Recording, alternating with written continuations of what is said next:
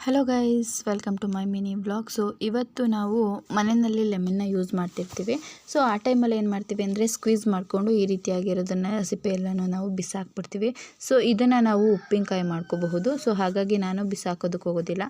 ತಿಂಗಳಿಗೆ ಒಂದು ಸಲಕ್ಕಾಗೋಷ್ಟು ನಾನು ಉಪ್ಪಿನಕಾಯಿನ ಈ ರೀತಿಯಾಗಿ ಮಾಡ್ಕೋತೀನಿ.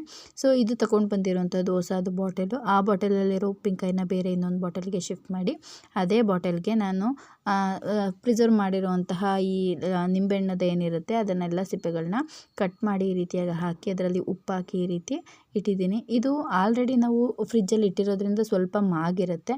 ನೆಕ್ಸ್ಟ್ ಈ ರೀತಿ ಉಪ್ಪು ಹಾಕೋದ್ರಿಂದ ಚೆನ್ನಾಗಿ ಮಾಗುತ್ತೆ, ಉಪ್ಪಿನಕಾಯಿ ಬೇಗ ಆಗುತ್ತೆ. ನೆಕ್ಸ್ಟ್ ಇದಕ್ಕೆ ಏನೇನು ಹಾಕಬೇಕು ಅಂತ ಹೇಳ್ತೀನಿ ನೆಕ್ಸ್ಟ್ ವಿಡಿಯೋದಲ್ಲಿ. ಇದು ಬಂದು ನನ್ನ ಮಕ್ಕಳಿಗೆ 5th ಇಯರ್ದು ವ್ಯಾಕ್ಸಿನೇಷನ್ ಮಾಡಿಸ್ಕೊಂಡು ಬಂದಿದ್ದೆ. ಸೊ ಪಾಪ ಕೈ ಅದು ಫುಲ್ಲು ಊದ್ಕೊಂಡ್ಬಿಟ್ಟಿತ್ತು. ಕೈನ ಅವಳಿಗೆ ಎತ್ತಿ ಆಡಿಸ್ತಾನೂ ಇರಲಿಲ್ಲ, ಹಂಗೆ ಗಟ್ಟಿಯಾಗಿ ಇಟ್ಕೊಂಡಿದ್ಲು. ನಾನು ಈ ರೀತಿ ಮುಟ್ಟೋಕೆ ಹೋದ್ರು ಕೂಡ ಅವಳು ಕೈ ಮುಟ್ಟಬೇಡ ಅಂತ ಹೇಳಿ ಪಾಪ ತುಂಬ ಬೇಜಾರು ಮಾಡ್ಕೊಂಡಿದ್ಲು. ಒಂದು 2 ದಿನ ಅವಳ ಕೈಯಲ್ಲಿ ಸ್ಕೂಲಿಗೆ ಹೋದರೂ ಕೂಡ ತುಂಬ ಮಂಕಾಗಿದ್ಲು. ಅದಾದಮೇಲೆ ಗುರುವಾರ ವ್ಯಾಕ್ಸಿನೇಷನ್ ಹಾಕಿಸ್ಕೊಂಡು ಬಂದರೆ ಭಾನುವಾರ ಗೇಟಿಗೆ ಕೈ ಕೊಟ್ಬಿಟ್ಟು ಹೆಬ್ಬೆರಳದ್ದು ಏನಿದೆ ಆ ಪಾರ್ಟ್ ತೋರಿಸ್ತಾ ಇರೋದು ಅದು ಸ್ವಲ್ಪ ಊದ್ಕೊಂಡ್ಬಿಟ್ಟಿತ್ತು. ನಾನು ಈ ವಿಡಿಯೋ ಮಾಡ್ತಾ ಇರೋದು ಬಂದು ಮಂಗಳವಾರ.